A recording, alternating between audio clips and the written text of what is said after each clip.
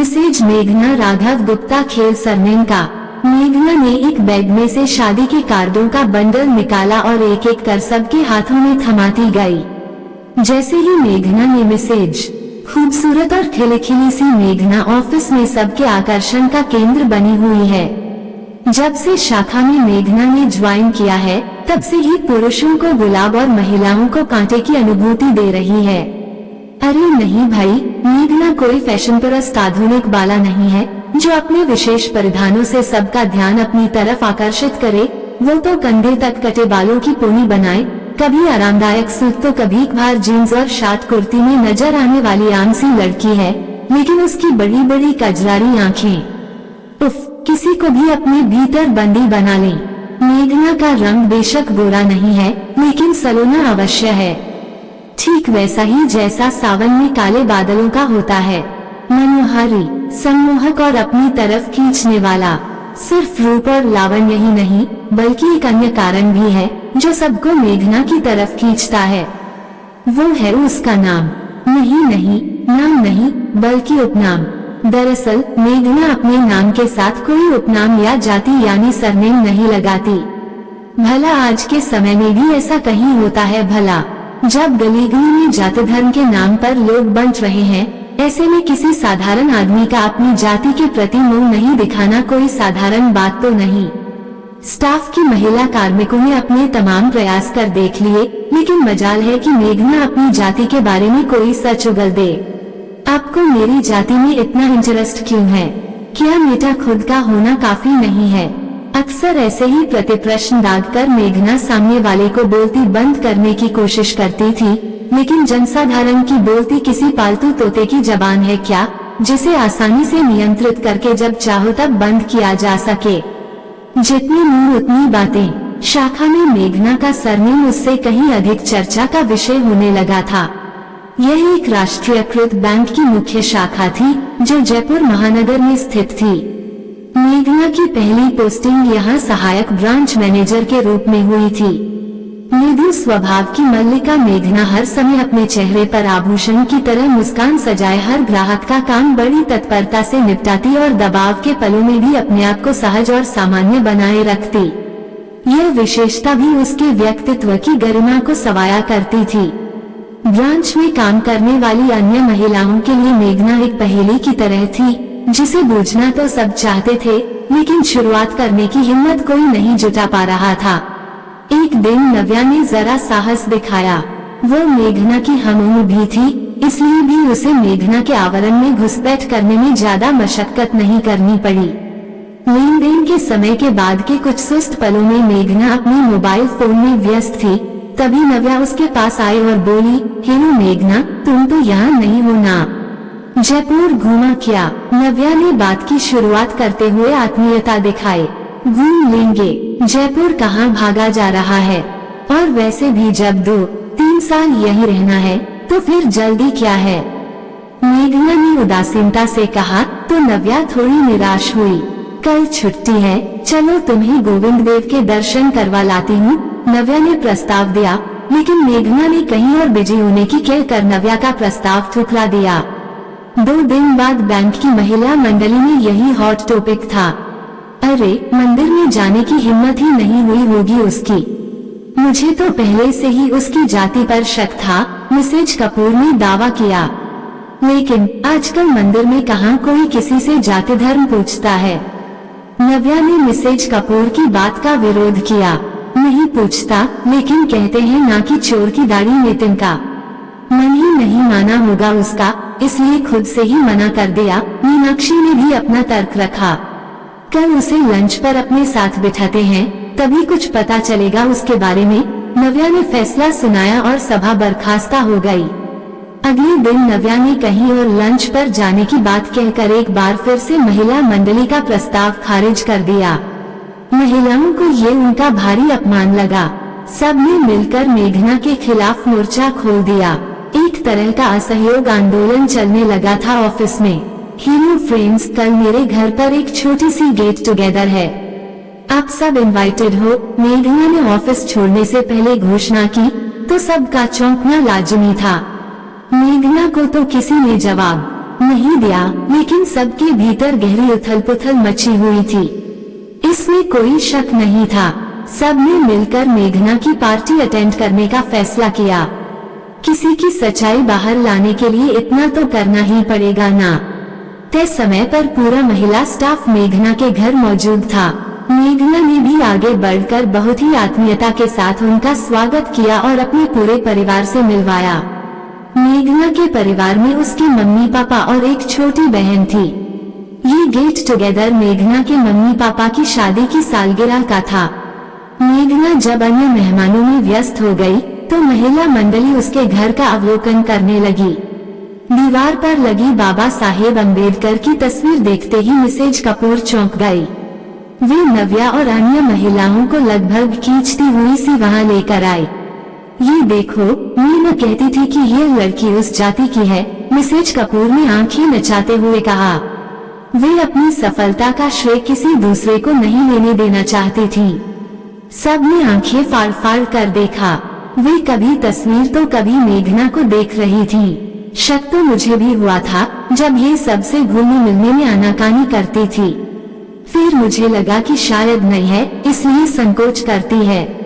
अब पता चला इसके संकोच का कारण। हिम्मत ही नहीं होती होगी सच का सामना करने की। नव्या ने अपनी दलील रखी। अब तो सब कुछ सामने है, क्या अब भी यहाँ कुछ खाना पीना करोगी?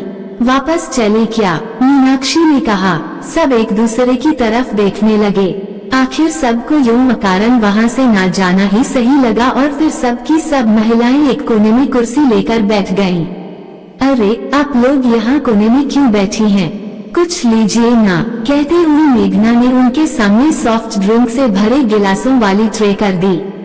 सबने एक दूसरे की तरफ देखा, लेकिन गिलास की तरफ हाथ किसी ने भी नहीं बढ़ाया। किसी ने गला खराब होने तो किसी ने ठंडे से एलर्जी को कारण बताया। हालांकि असल कारण से मेघना अनजान नहीं थी, इसलिए उसने भी अधिक आग्रह नहीं किया। खाना टेबल पर लगने की आहट होते ही महिलाओं का दल देरी होने का बहाना बनाते हुए वहां से खिसक लिया। असली कहानी तो अब शुरू होती है। मेघना की जाति का आभास होते ही अब ऑफिस में उसका बाइकेट शुरू हो गया। न उसे लंच टाइम में इनवाइट किया जाता और न ही उसके साथ अन्य किसी प्रकार की अंतरंगता रखी जा रही थी। ऑफिशियल काम के लिए जरूरी बातचीत के अतिरिक्त उनमें आपस में कोई संवाद भी नहीं होता। सिर्फ नव्या ही थी जो मेघना और शेष महिलाओं के बीच बातचीत का सेतु बनी हुई थी। इन सब के बावजूद भी मेघना सबकी बातों का मुख्य केंद्र अभी भी बनी हुई थी। कारण था उसकी सहज मुस्कान और बैंक के ग्राहकों में उसकी बढ़ती लोकप्रियता। जो भी ग्राहक मेघना के काउंटर पर जाता, वह संतुष्ट होकर ही लौटता था। नतीजा ये हुआ कि बैंक ने अपने स्थापना दिवस पर कुछ कर्मठ कर्मचारियों को संभाग स्तर पर सम्मानित करने का निर्णय लिया, जिनमें से एक नाम मेघना का भी था। कहना न होगा कि इस समारोह के बाद मेघना का सामाजिक दायरा और भी अधिक बढ़ गया। उसके मोबाइल में फोन नंबरों की सूची और भी अधिक लंबी हो गई और सोशल मीडिया पर आने वाले संदेशों के कारण उसके मोबाइल पर घड़ी घड़ी मैसेज अलर्ट भी पहले से कुछ अधिक बजने लगे, जिन्हें मजबूरन उसे साइलेंट करना पड़ा। मेघना का लंच टाइम खाने के साथ साथ मिस्ड कॉल्स और मैसेज का जवाब देने में बीतने लगा। वैसे भी ऑफिस में उसके अधिक दोस्त तो थे नहीं, इसलिए वह ये काम बड़ी आसानी से कर पा रही थी। फोन पर बात करती हुई मेघना भी पूरे स्टाफ की निगाहों में रहती थी। फोन पर बात करते समय उसके चेहरे के हाव भाव से हर कोई अपनी तरफ से कयास लगाता कि वह किससे बात कर रही होगी। आज तो मेघना मैडम के चेहरे की ललाई बता रही है कि बातचीत किसी बेहद दिल के करीब व्यक्ति से हो रही है। एक दिन नव्या ने अंदाजा लगाया, हो सकता है आखिर शादी की उम्र तो हो ही चली है और अब तो नौकरी भी सेटल है, कोई ना कोई मिल गया होगा। मिसेज कपूर ने मुंह टेढ़ा करते हुए अपना मत रखा। होगा कोई भीम आर्मी का सिपाही। मीनाक्षी के इतना कहते ही एक मिलजुला ठहाका गूंज गया। चलो फाइनली मेघना को एक सरनेम तो मिलेगा, कहकर नव्या ने ठहाके को आगे बढ़ाया। नव्या चूंकि मेघना की हम उम्र थी, इसलिए भी उसके भीतर चल रहे परिवर्तनों को आसानी से समझ सकती थी। इन दिनों उसे महसूस हो रहा था मानो मेघना प्रेम में है। उसने मेघना को बाथरूम में किसी के साथ वीडियो चैट करते देखा था। हालांकि नव्या उस व्यक्ति का चेहरा नहीं देख पाई थी क्योंकि उसकी आंखों के सामने मोबाइल की पीठ थी। मेघना का चेहरा उसके सामने था और उसी की भावभंगिमा से वह अंदाजा लगा पाई थी कि यह कोई प्रेमालाप चल रहा है। जैसे ही मेघना की निगाह नव्या से टकराई, उसने झेपते हुए वीडियो बंद कर दिया था। आज मैडम रंगे हाथों पकड़ी गई। अभी अभी बाथरूम में लाइव टेलीकास्ट देखकर आ रही हूँ। नव्या ने जैसे ही यह बम फोड़ा, हर तरफ अफरा तफरी मच गई। सबकी जिज्ञासा चरम पर पहुंच गई, लेकिन नामपता मालूम न होने के कारण यह एटम बम टानिया फिज हो गया। ये वार चाहे खाली गया हो, लेकिन इस घटना ने नव्या को जासूस बना दिया। अब वो हर समय मेघना पर निगाह रखने लगी, लेकिन मेघना ने भी कच्ची गोलियां नहीं खेली थी। वो नव्या को हवा भी नहीं लगने दे रही थी। अब यार शादी वादी कर लो, तुम कहो तो देखे तुम्हारे लिए कोई। एक दिन नव्या ने मेघना को छेड़ा। हाँ, क्यों नहीं, जरूर देखो। दोस्त लोग नहीं देखेंगे तो फिर और कौन देखेगा। मेघना ने भी मुस्कुरा कर उत्तर दिया। कैसा लड़का चाहती हो अपने लिए? नव्या ने पूछा। बिल्कुल वैसा ही जैसा तुम अपने लिए उचित समझती हो, कहकर मेघना ने नहले पर दहला मारा। यार दिल की बात कहूँ तो मुझे सांगानेर ब्रांच वाला मैनेजर राघव गुप्ता बहुत जमता है। क्या पर्सनैलिटी है यार, देखते ही दिल धक से हो जाता है। लेकिन तुम्हारे लिए? दरअसल पता नहीं वह तुम्हारी जाति की लड़की से। मेरा मतलब समझ रही हूँ ना? नव्या कहते कहते रुकी, फिर टुकड़ों टुकड़ों में अपनी बात पूरी की। उसकी बात खत्म होते ही मेघना ठहाका लगाकर हंस पड़ी। बात तो तुम्हारी सही है दोस्त, लेकिन पूछने में हर्ज ही क्या है? मेघना ने कहा और नव्या को हक्की बकी छोड़ अपनी सीट पर चल दी। दिन गुजरते रहे, समय बीतता रहा। आजकल मेघना हर दिन पहले से अधिक निखरी और तरोताजा नजर आने लगी थी। एक दिन उसकी उंगली में सोने की अंगूठी देखकर नव्या चहक उठी। अरे वाह, तुम तो छुपी रुस्तम निकली। कौन है वो किस्मत वाला? नव्या ने उत्सुकता से पूछा। मेघना केवल मुस्कुरा दी। उनका शोर सुनकर मीनाक्षी और मिसेज कपूर भी वहां आ गईं। वे भी मेघना की अंगूठी को छूकर देखने लगी। सोने की अंगूठी में जड़ा हीरा उनमें जलन पैदा कर रहा था। जरूर बताएंगे और मिलवाएंगे भी। जरा सांस तो ले मेरे यार, जरा सब्र तो कर दिलदार, मेघना ने खिलखिलाकर कहा और अपनी सीट की तरफ बढ़ गई।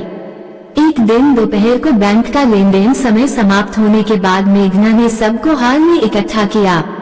सबने देखा उसके हाथ में मिठाई का डब्बा था। मेघना ने एक एक कर सबको मिठाई खिलाई और शेष डब्बा वहां रखी टेबल पर रख दिया। मेघना रहस्यमय मुस्कान के साथ सबको मिठाई खाते हुए देख रही थी। अब मिठाई का राज खोल भी दो, किस खुशी में मुंह मीठा करवाया जा रहा है? बैंक मैनेजर ने पूछा। इसकी शादी पक्की हो गई होगी, मिसेज कपूर ने अंदाजा लगाते हुए कहा। तो मेघना के होठों की मुस्कान और भी अधिक चौड़ी हो गई, इतनी अधिक कि उसकी सफेद दंतपंक्ति झिलमिलाने लगी।